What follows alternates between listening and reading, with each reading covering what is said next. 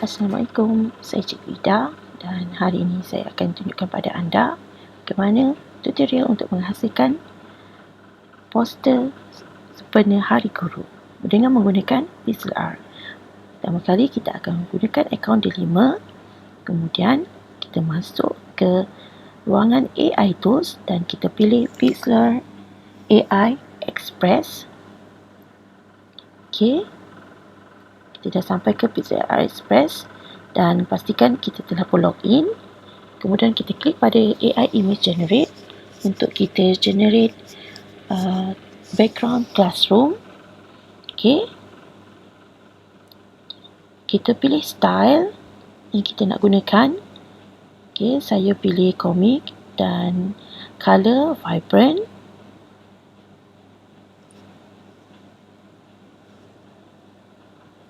Kemudian kita pilih gambar background yang sesuai untuk dijadikan poster.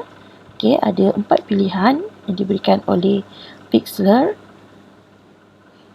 Kita boleh pilih salah satu dan saya pilih yang bahagian hujung sekali.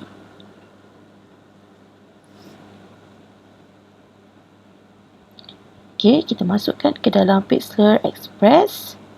Kemudian kita edit, kita akan pilih Generative Expand, AI Tools Generative Expand supaya ia sesuai untuk jadi muka untuk portrait. Sesuai untuk dijadikan poster dengan menggunakan design portrait.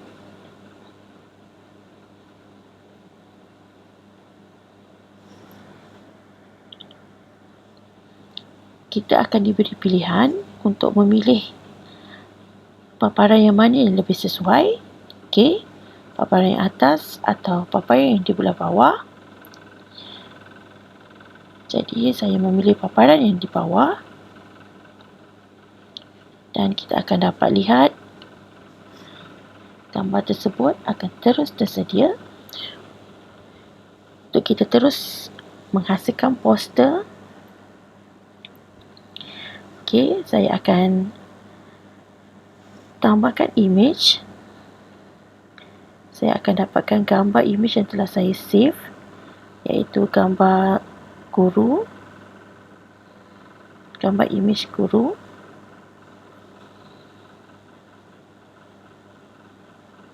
Okey. Dan saya akan gunakan AI tu sekali lagi untuk saya remove background pula.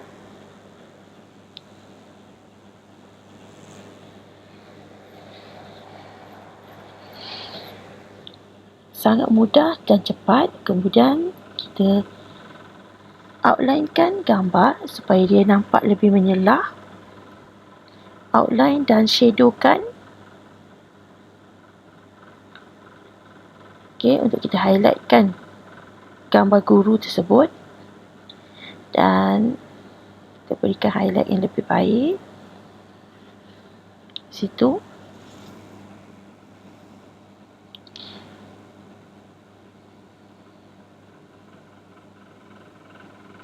Kemudian kita resize dan sesuaikan kedudukan gambar guru tersebut.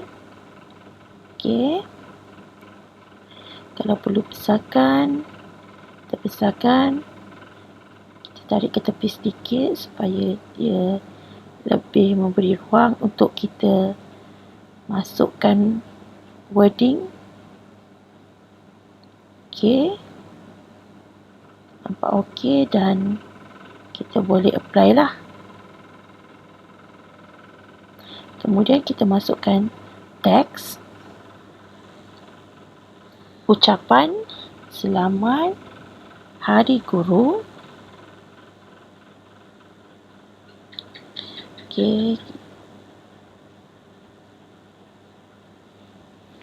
Kemudian kita pilih font yang sesuai untuk digunakan.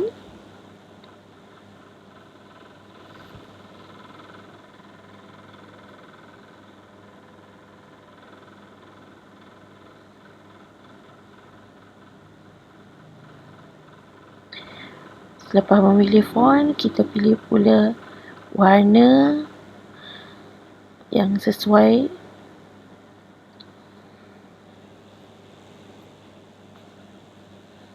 supaya nampak jelas.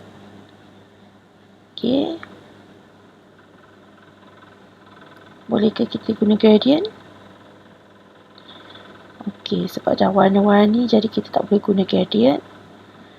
Kita nak guna pattern pun tak sesuai. Kita gunakan color sajalah. Color solid color. Okey. Warna mungkin warna merah terlalu menyela. Kita ikut lebih kurang warna tudung lah. Warna ungu. Okey, kemudian kita boleh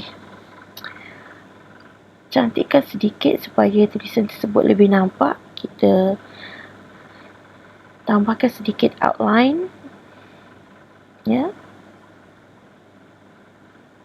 Kita letakkan outline supaya tulisannya lebih jelas.